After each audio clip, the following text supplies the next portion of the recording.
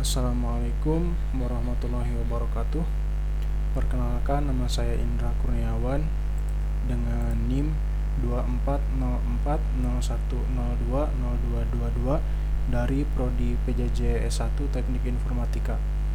Di sini saya akan presentasi hasil UAS Grafika Komputer yang diampu oleh Bapak Catur Nugroho, Eskom Mkom. Apa itu OpenGL? OpenGL adalah sebuah API (Application Programming Interface) yang digunakan untuk rendering grafis 2 dimensi dan 3 dimensi secara cross-platform. Dikembangkan oleh Silicon Graphics (SGI) pada tahun 1992. OpenGL menyediakan serangkaian fungsi yang memungkinkan pengembang berinteraksi dengan hardware grafis tanpa perlu memahami detail teknis dari driver atau arsitektur GPU. Arsitektur OpenGL dirancang untuk abstraksi hardware grafis dengan efisiensi tinggi. Meski sudah ada Vulkan, OpenGL tetap populer karena kemudahan dan kompatibilitasnya. Jika ingin kontrol lebih rendah, Vulkan atau DirectX 12 bisa jadi alternatif. OpenGL dirancang sebagai antarmuka antara aplikasi dan hardware gratis, menggunakan pendekatan berbasis pipeline untuk memproses data grafis. Fungsi dan karakter OpenGL. Yang pertama adalah cross-platform. OpenGL dapat berjalan di berbagai sistem operasi termasuk Windows, Linux, macOS, dan beberapa platform embedded seperti Android dan iOS. 2. Rendering grafis 2 dimensi dan 3 dimensi. Mendukung pemrosesan geometri, tekstur, pencahayaan, dan efek visual. Memungkinkan pembuatan objek 3 dimensi kompleks dengan shader programming. Ketiga, berbasis hardware acceleration. OpenGL memanfaatkan GPU untuk mempercepat proses rendering, sehingga performanya lebih optimal dibandingkan solusi software base. 4. Struktur berbasis pipeline. Proses rendering di OpenGL mengikuti alur tetap atau dapat diprogram melalui shader. Yang kelima, bahasa shader. OpenGL menggunakan OpenGL Shading Language untuk memprogram efek khusus pada GPU. Kemudian untuk arsitektur OpenGL, yang pertama, model pipeline OpenGL. OpenGL menggunakan pipeline grafis berbasis tahapan, di mana data melewati serangkaian tahapan prosesan sebelum menjadi gambar akhir. Secara garis besar, pipeline OpenGL terbagi menjadi 2 versi. Yang pertama adalah Fixed Function Pipeline OpenGL 1.x atau 2.x, tahapan rigid dengan fungsionalitas terbatas. Yang kedua adalah Programmable Pipeline OpenGL 3.x ke atas, fleksibel dengan shader yang dapat diprogram. Kemudian untuk tahapan utama pipeline OpenGL, yang pertama Vertex Specification, data mentah didefinisikan. Kemudian untuk sumber dari buffer object atau array langsung. Yang kedua adalah Vertex Processing, diproses oleh vertex shader, kemudian transformasi vertex. Kemudian yang ketiga, tessellation atau geometry shader.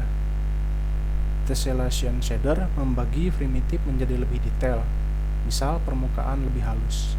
Geometry shader memodifikasi atau menghasilkan primitif baru, misal titik ke segitiga. Yang keempat, primitif assembly dan clipping. Vertex dirakit menjadi primitif seperti segitiga, garis, ataupun titik. Primitif yang di luar view frustum dipotong, atau bisa disebut juga dengan clipping. Kemudian yang kelima, rasterization, konversi primitif menjadi fragment pixel kandidat. Kemudian interpolasi atribut, warna, tekstur, koordinat di seluruh permukaan. Yang keenam, fragment processing, menentukan warna akhir tiap fragment, tekstur, lighting, dan shading.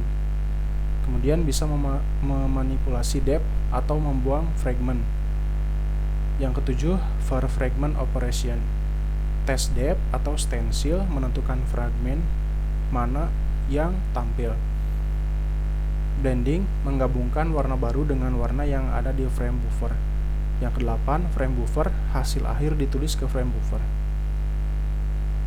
Kemudian yang kedua adalah komponen arsitektur OpenGL. Shader program, kode GPU untuk vertex fragment geometry shader.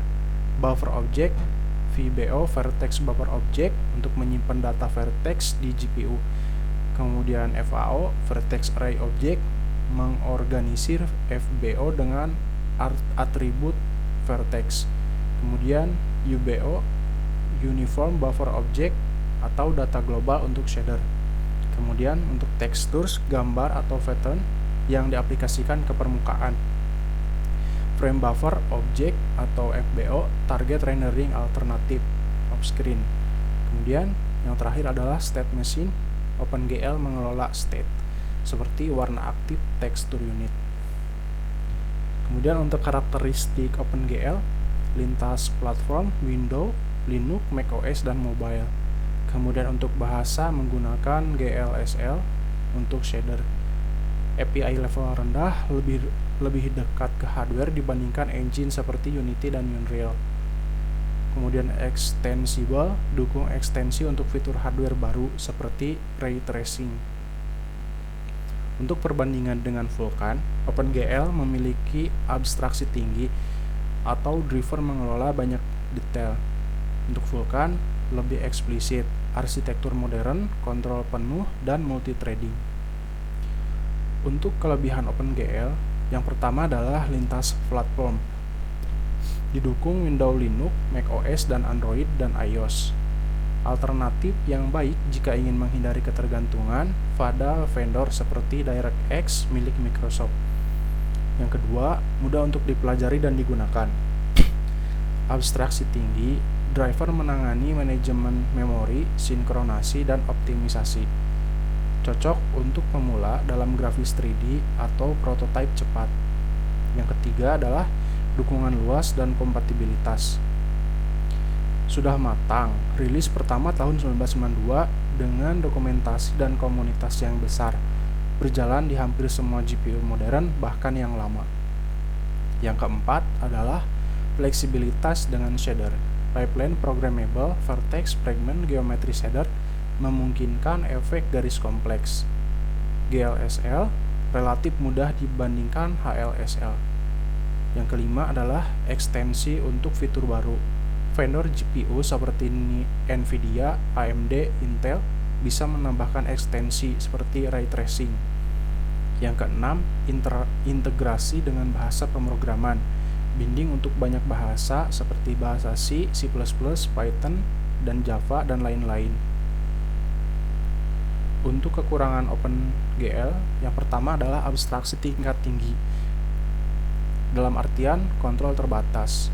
Banyak keputusan diambil oleh driver, misal manajemen memori GPU, sehingga sulit dioptimalkan untuk performa maksimal. Tidak cocok untuk aplikasi membutuhkan kontrol low level, seperti game AAA. Yang kedua, state machine yang kaku. OpenGL menggunakan global state yang rentan error dan sulit didebugging. Kemudian, kurang efisien dalam multithreading.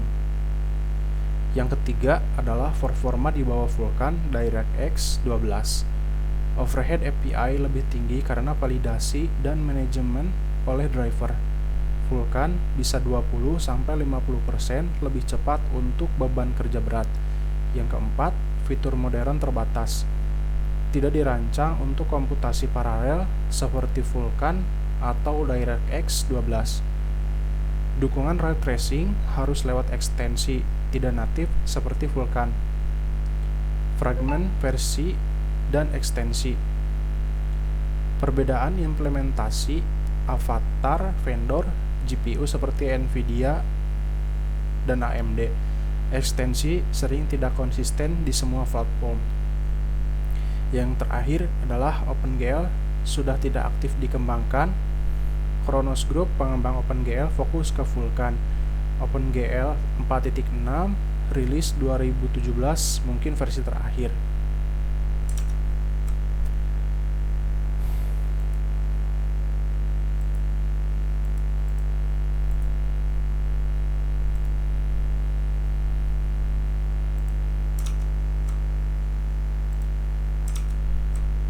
Baik, di sini saya akan memberikan contoh. Di sini saya sudah membuat 3 dimensi tentang kubus, kemudian piramida, dan juga bola. Maka hasilnya adalah seperti ini. Sekian dari saya. Mohon maaf apabila ada kekurangan. Assalamualaikum warahmatullahi wabarakatuh.